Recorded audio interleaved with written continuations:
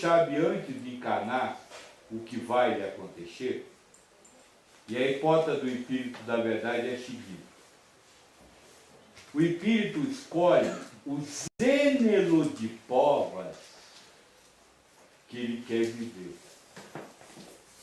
E nisso se consiste o seu livre-arbítrio. Olha lá, a palavra é esta. Eu não lembro mais o número da pergunta, não é 137, que 137 é da encarnação. Acho que é 158. Nisso se consiste o seu livre-arbítrio. Então o livre-arbítrio do espírito é antes da encarnação e colher o gênero das formas que ele vai fazer. E colheu, acabou. Não tem mais livre-arbítrio. Porque ele já colheu. E isso fica muito claro em outra passagem, onde o Kardec diz o seguinte, aí é comentário do Kardec, ele diz o seguinte: o espírito, quando fora da carne, tem um objetivo. E depois de encarnado, ele passa a ter outro. E é por isso que ele não pode alterar nada. E daí diz mais, e é por isso que ele vê nas provas que ele pediu do sofrimento. Quando ele pediu, ele achou maravilhoso ter aquela prova. Quando aconteceu, ele viu dor e sofrimento. E tem um outro livre-arbítrio, que o problema é que vocês estão muito preocupados com um livre-arbítrio que vocês não têm, que é o livre-arbítrio do fazer. Mas o espírito tem dois livre-arbítrios. O primeiro é o de escolher antes. E o segundo está na pergunta sobre fatalidade. Kardec pergunta ao espírito da verdade: existe fatalidade? E para não deixar dúvida, ele complementa a pergunta: falo naquelas coisas que realmente vão acontecer e não tem jeito de não acontecer. E o espírito da verdade diz assim: o espírito, ao escolher o gênero da sua prova, ele cria para si uma espécie de destino que não poderá ser alterado. Foi o que eu acabei de dizer, né? Aí, mas só que o espírito da verdade complementa. Falo isso com relação às coisas físicas, porque com relação às provas morais, o espírito é livre, ou seja, tem um outro livre-arbítrio, de optar entre o bem e o mal. Então eu vou lhe dizer uma coisa: você foi assaltado, isso poderia deixar de acontecer, ou foi um ato da vontade do outro que fez acontecer? Não. Por quê? Porque isso está preso a um gênero de prova que o espírito pediu antes da encarnação.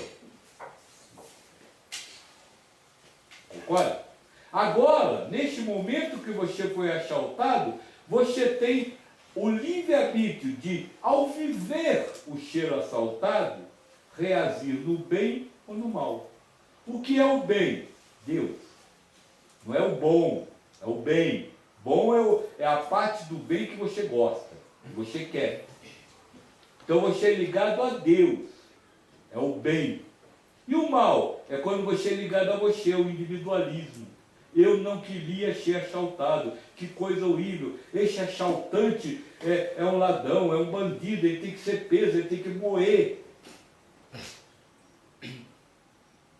Deu agora para compreender? E com relação a valores cristãos que você disse que devem ser, né, os princípios que eu devo ter nesse não julgueis. Mas eu tenho O não julgar é isso.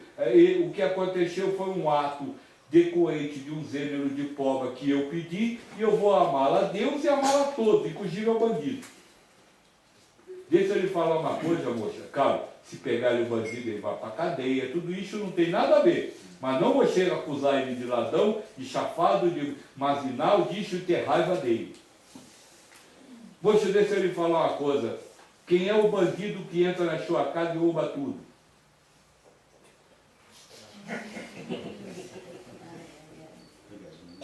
É o instrumento do despossuir que Deus disse que você tem que fazer e você não quer fazer. ensinamento diz que você tem que despossuir. Que isso ensina isso. Você não quer despossuir, Deus arruma um bandido para despossuir. Pergunta, e agora? Você vai ficar com raivinha?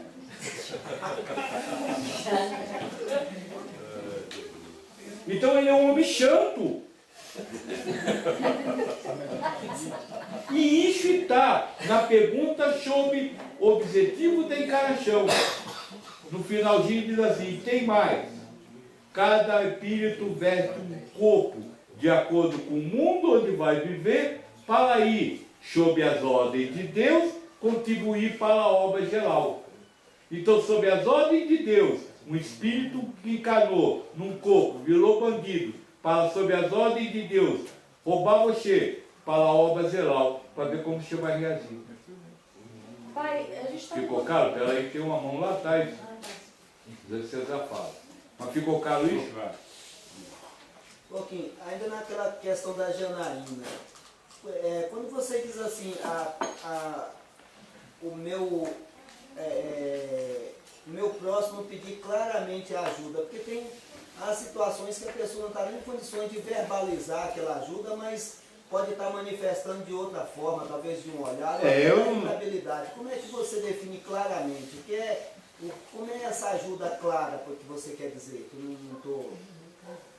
O moço está perguntando como é que falar explicitamente que quer ajuda quando tem vezes que a pessoa nem pode verbalizar ajuda. Se ela não pode verbalizar ajuda, você também não pode verbalizar a hipótese. Se ela não está em condição de criar a pergunta, ela não está em condição de compreender a hipótese nenhuma. Simplesmente pare e ame. Aí você não... Para amar o próximo, você não precisa esperar o outro pedir para você amar. Ô Joaquim. Espera aí, tem outro aqui. à medida... você que tem que olhar isso, você é secretário. Pelo menos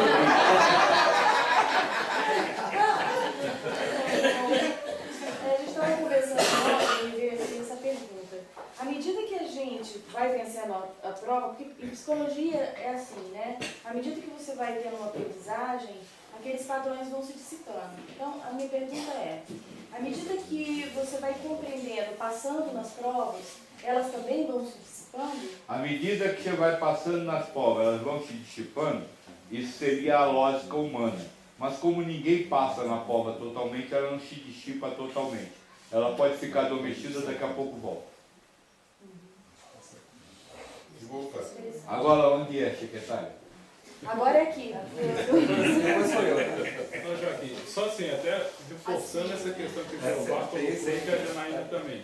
Eu lembro até no passado de algumas conversas que a gente teve, que até foi comentado, que às vezes o simples fato da pessoa vir conversar com a gente, por uma situação, ela já está sendo um pedido de ajuda. Né? Existem dois fatos. Existe o fato da pessoa vir conversar com você para pedir ajuda. E existe o fato da pessoa vir conversar com você para desabafar. Esse é que é o grande problema. Às vezes você toma o desabafo, que é uma pessoa que não quer se libertar daquilo, mas só quer falar daquilo, porque quanto mais fala, mais fazer ela sente. Compreende? Ela quer falar da raiva dela para poder sentir a raiva e ter o prazer de estar sentindo raiva. Então, essa questão de ajudar o outro ela é muito delicada. Eu orientaria sempre isso, olha, espera pedir. Como é que eu faço para sair disso? Opa, agora tá bom. Você pode me dar alguma dica, você pode me ajudar com alguma coisa? Aí sim, mas se ela estiver simplesmente comentando, não queira atacar ela neste momento, porque ela está achando que ela está chata e ela vai ficar com raiva de você. Se uma pessoa chega para você e diz, eu estou com raiva daquela pessoa, porque aquela pessoa me fez isso, aquela pessoa me fez aquilo, se você tentar demovê-la dessa raiva, ela vai ter raiva de você também. Porque ela está achando certa a raiva que ela tem. E aí você vai ser o inimigo.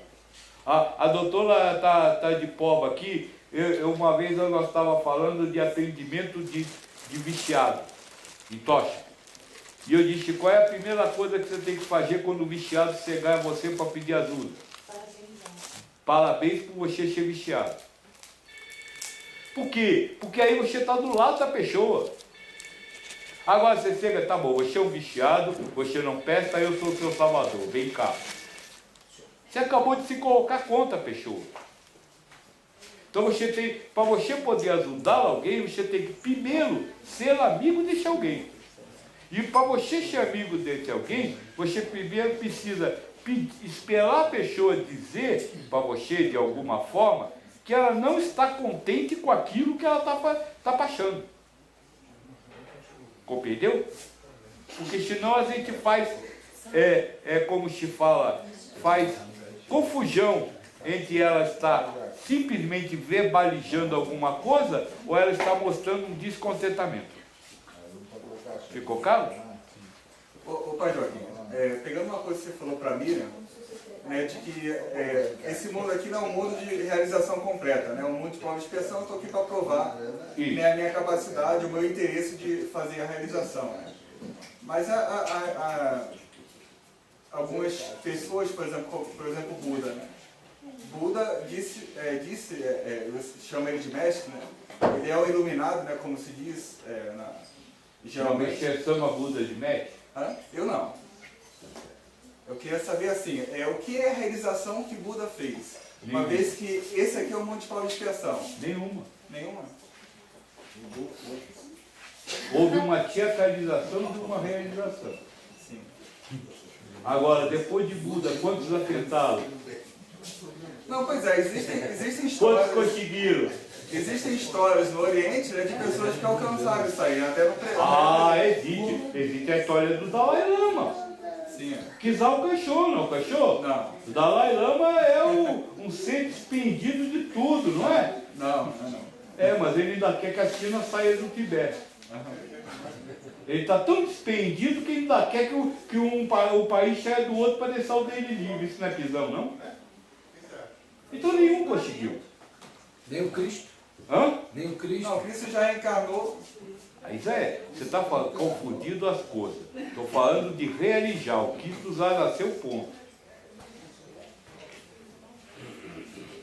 Realizar é outra coisa. E realizar totalmente. Eu canso de dizer, o Chico Xavier, que alcançou dentro da região de vocês muita coisa. A primeira coisa quando chegou do outro lado é: cadê meu boné? Para esconder a careca. E aquilo que normalmente se chama de nirvana, né, aquelas experiências que as pessoas têm de uma paz e uma felicidade muito profunda, muito... Tem gente que tem São essa mesma sensação depois do final de uma relação sexual. E aí? Que é bom demais. É uma experiência, né, pai Joaquim? E por Não ser é experiência... experiência nenhuma, é uma questão da mente. Não, pois é, toda experiência é mental. Toda experiência é mental. Porque se você tem consciência, é mental. Até a experiência de extrema felicidade por... É mental. mental. Ou seja, a ideia é de estar tendo uma extrema felicidade. Boa, velho. Toma, Márcio. Ixi, então vamos parar, depois nós vamos para a segunda parte.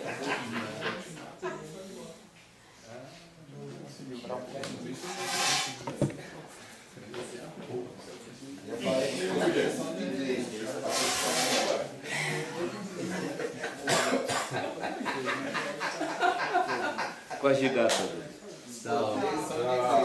É espada de Tandera. É o olho. Eu só vi a He-Man por causa da ficção. Só vi a He-Man Thundercat por causa da espada. Não sei se você está dizendo aqui, não, mas eu já vi. A Gitara Thundercat é